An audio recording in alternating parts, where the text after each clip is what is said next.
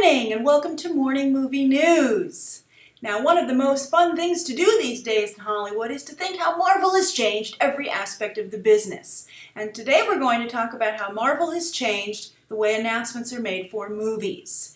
Now, of course, Comic-Con has always been a big place to announce movie news, long before Marvel's dominance in the comic book genre and also just Hollywood in general. But as you might recall, of course I'm sure you recall, Marvel with their Phase 3 announcement did that totally independently. There's a super secret surprise event that was shrouded in secrecy. They had guest appearances. They announced Black Panther's casting with Chadwick Boseman. It just totally dominated the entire internet and all the media for like 24 to 48 hours. It was a beautiful thing to behold, particularly if you're in the publicity business or just in Hollywood in general. It's just the kind of supersaturation that is ideal. So I think as we move beyond that, you're going to see a lot of people copy that model. Why not? Marvel and Kevin Feige certainly can't copyright it, even though they are pioneering it. And the reason I bring it up today is because tomorrow morning at 11 a.m. British time, UK time, they're going to do a big announcement for the new James Bond movie. They're going to announce the title and the cast. And it's done I think 11:07 is the exact time they're going to announce it. It's going to be streaming live on 007.com. I'm going to be getting up ridiculously early in the morning to cover it because I'm 5 hours behind the UK. It's just a crazy event, and I think that making us jump through all these hoops is part of the fun. As I said, it's a little bit hard to get up so early in the morning, but there's an excitement and an energy to it as well. Because we're talking like 6 a.m. this time the press conference starts. So, craziness. Now the question is, this is the big question, can James Bond really announce anything on par with like Marvel Phase 3? I mean, really, how amazing can the title of the movie be and the cast unless James Bond partners up with Harry Potter or Paddington Bear? Paddington Bear certainly could use the assist. Because the Bond cinematic universe isn't as expansive as the Marvel one. It's not as big and open for surprise. And I think that's a problem a lot of cinematic universes are having in competing with Marvel's. I mean, really only DC is the one can truly compete right now because they can just, it's really a mix and match quality. Whereas even something like Harry Potter can only pull from the source material, right? So you have some idea of what's coming.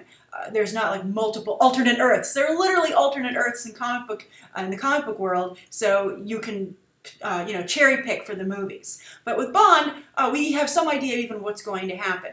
For instance, there's a rumor that the villains will be Christoph Waltz, and then his henchmen will be Dave Bautista. That would be a wonderful day for Dave Bautista to have moved up the ranks so quickly, to go from being Drax the Destroyer in Guardians of the Galaxy, where I didn't think he did a very good job, but I appreciated, the effort that he made in his heart, and it won a lot of people over. And so just think of that. He was able to use that to catapult into a Sam Mendes movie for the new James Bond. That's just stunning, and I actually do hope that it happens because it's just a great story, and it's great for Dave Bautista. He's a really nice guy who's been trying very hard. I remember interviewing him back, on the red carpet, like 2-3 Comic-Cons ago when he was on the Expendables 2 red carpet because he was there promoting the man with the iron fists.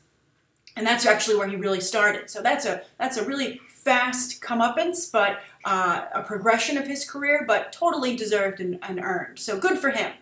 And then also maybe we'll find out who our Bond girl is. No real rumors on that, but I hope that I hope that they continue with their. I really liked Vesper Lynd with Eva Green. I thought it was wonderful that she wasn't just your typical Bond girl. And I'd like to see one typical Bond girl because hey, you can't fight tradition. You have to you have to honor that aspect of the franchise. But we know there's always 2 Bond girls, so let's have like the bimbo-y one, and then let's have like someone who's a little more interesting that maybe some female audience members can get more behind. Although, of course you're supposed to be there for James Bond, and I'm excited to see where they take Daniel Craig because they already explored him getting too old for this shit. Like Danny Glover, I would love for maybe Danny Glover to show up and be like, hey, yeah, totally, right? But I'm actually most excited to see him working with the infrastructure that he'll finally have from the original Bond films. M, Q, Moneypenny, that's of course Ralph Fiennes, Ben Whishaw, and Naomi Harris. And I think that they've proved in Skyfall to be a wonderful team. Really great support system set up for him, and I'd like to see Bond get back to the business of being Bond, but with a few little alterations, as I said, like one smart Bond girl, etc. But I'm curious what you're looking forward to seeing. What do you think could make you really excited about this announcement? And do you think that they have any hope of having the kind of excitement that they had at the Marvel Phase 3 announcement? And what do you think of this kind of new practice of doing these big splashy press conferences and reveals at certain times with streaming and on the 7th minute for 007, etc. What do you think of that? And do you think it's fun, or do you think it's a little bit more pomp than substance? All right, so the second story of the day, this is a great story. I really like this one a lot. Got me infinitely more excited for Moana. That's, of course, the upcoming Disney Princess movie that they're fast-tracking for 2016. And it's about a Polynesian princess who is a wonderful explorer on the ocean who goes to, finish this task with the help of a demigod, Maui, after one of the famous islands in Hawaii, obviously. And so it's kind of like an adventure that the two of them take together. Now, no word yet on who will be doing the voice of Moana, but it looks like Disney might have found their Maui, and that is Dwayne Johnson. How perfect is that? I think he looks like a demigod, so I think they can incorporate a lot of his wonderful personality into the animation. Just think of how well Zachary Levi did with Flynn Rider. That was a great match and really made that a compelling character. So to give Dwayne Johnson his own kind of animated version in this Moana film, I think would be just fantastic. I think Dwayne Johnson is a wonderful promoter. He'll do a great job promoting the film for Disney Animation, and he already is a big, not only a big hit with older fans, but families. He has made a lot of very successful family films that are actually pretty darn good. The Rock is really funny and I think very diverse in terms of the different kind of personas he can bring on screen. He's, of course, supposed to be Black Adam over for DC. There was some concern to be playing, the Shazam, more childlike Billy Batson character, but we'll see how that turns out. But, again, this is studios sharing actors. But I think this works a little bit better because one's animated and one's not. But still, I'd be like, if I were Warner Brothers, I'd be like, that's supposed to be my Dwayne Johnson. What are you doing with him over there, Disney? Because this is just such a great match that it's going to be huge. Also, The Rock has Samoan heritage, which is down in Polynesia. His mother is of Samoan descent, and he actually lived in Hawaii for a year, apparently attended for 10th grade. He went to school there. So I think that it would probably do him a lot of pride to, create this film and this character that is a nod to his heritage for not just his family, but all these different families and everyone who just enjoys Hawaii in general. I think it's just a great idea. And, this is a good precedent, maybe, to go and find other celebrities who have a background in Hawaii, right? I'd be like, hey, Barack Obama, after you, leave the White House, do you maybe want to do a recording for my movie and just do a little cameo? Because, of course, he grew up in Hawaii. So I think this is, I can see where Disney Animation is going with this, and I like it a lot. All right, so that's the second story of the day. Now, the third story of the day has to do with the Lord of the Rings and franchises again. We're circling back around there. I guess, Disney Animation. A lot of people feel Disney Animation should build a franchise, with a shared cinematic universe for their new second renaissance of animated movies. So anyway, Peter Jackson was doing publicity for The Hobbit, Battle of the Five Armies, the final Hobbit film in London. And people were asking him, is this really the end, Peter Jackson? I mean, franchises don't end anymore. Will yours? And I think everybody expected him to say, yes, this is the end. I've made my 6 movies. I've spent like 20 years of my life or something doing this. I'm ready to move on. But that's not what Peter Jackson said. Peter Jackson said, you know what? I'd love for there to be more movies. And I don't think this is the end. But it's going to be a little difficult because the rights to the rest of Tolkien's writing is still owned by his estate. Only the rights to The Hobbit and The Lord of the Rings were sold back in the 1960s, and if we want to make any other films based on his writings, we have to get their permission. Now, I think the obvious workaround here is to just make a film inspired by Tolkien's writings and not need his stuff for the base. But will that work with the fans? That's the difficult situation you have there. But I think we definitely know now what's on Kevin Tsujihara's to-do list. He's, of course, the head of Warner Brothers right now, because he was able to break down J.K. Rowling and get her to return to Harry Potter, even though she had vowed never to do so.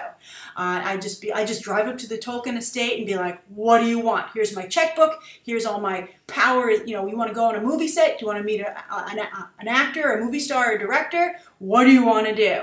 And I think Kevin Tsujihara can do it. I mean, if he could break down J.K. Rowling, he could break down anyone. And don't forget how he did that. He offered her the chance to write the screenplay herself for Fantastic Beasts and Where to Find Them. That is a fantastic opportunity for her to bring her career into Hollywood, literally beyond an advisor capacity. So that's very exciting, and it was a bold move, and it worked. So I think Kevin Tsujihara can come up with some way to get the Tolkien estate to give them the rights to something else. And it would most likely be the Silmarillion. This is like kind of like an encyclopedia of the world that Tolkien was creating beyond Middle-earth, because apparently Middle-earth was like the 9 realms for Thor. Asgard, I forget the name for Earth. I keep thinking Middle-earth. So I'm forgetting what they're the 9 realms, like Jotunheim, etc. All these fun. There's a fun bunch of 9 realms. But I'm thinking that, I think it's Midgard. I think that's what it is. But anyway, Middle-earth is just but one realm in this whole universe that Tolkien was building.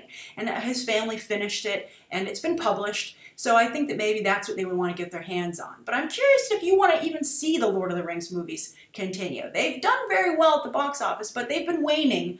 And it's harder. They keep getting up there, but it's a harder climb for them at the box office these days. And I just don't know if people want to keep going back to this area, especially with Warcraft coming. I think Warcraft is going to scratch the itch of medieval fantasy and magic, and it's going to be more mixed with the comic book aspects. I mean, think about it. How much magic do you really see in the Hobbit films and the Lord of the Rings, right? I mean, there's a wizard, Gandalf, but it doesn't do that much. Or they're going to do a heck of a lot in Warcraft.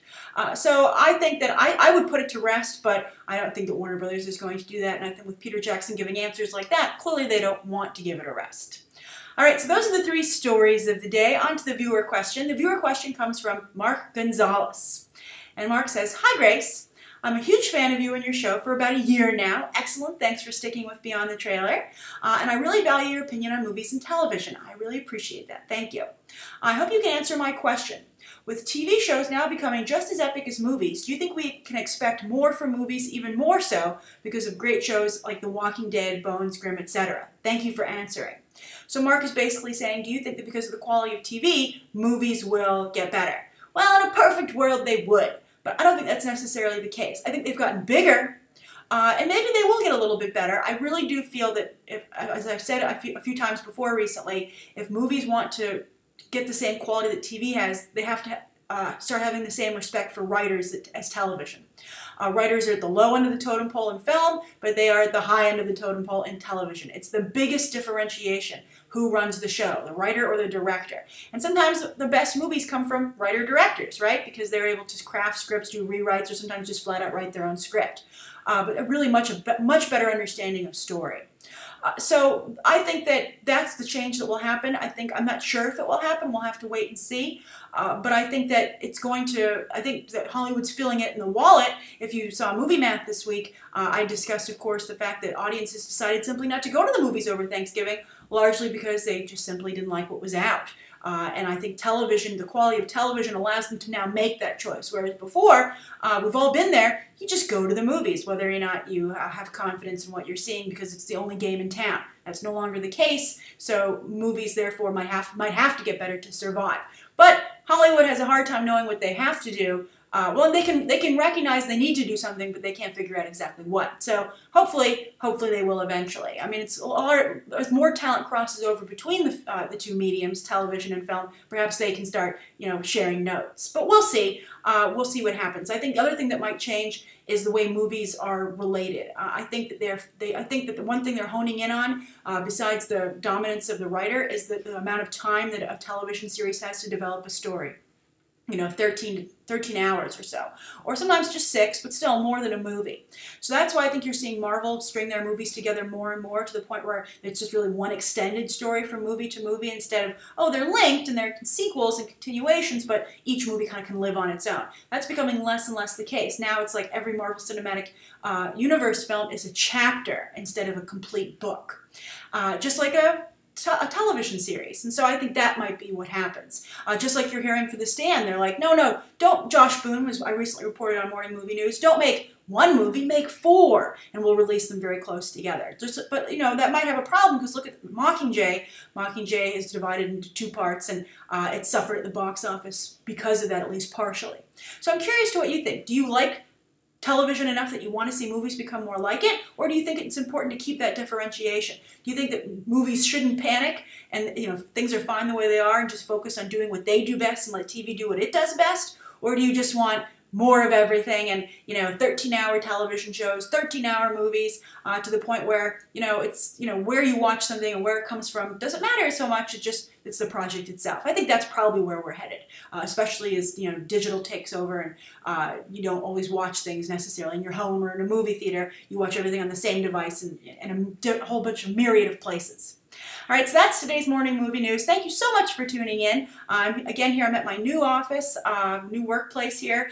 Still decorating, as you can see. I apologize for any noise and people coming into the office early in the morning. I'm going to work on any sound issues if there are any. Thank you so much for tuning in. Write down below what you think of today's top 3 stories and the viewer question.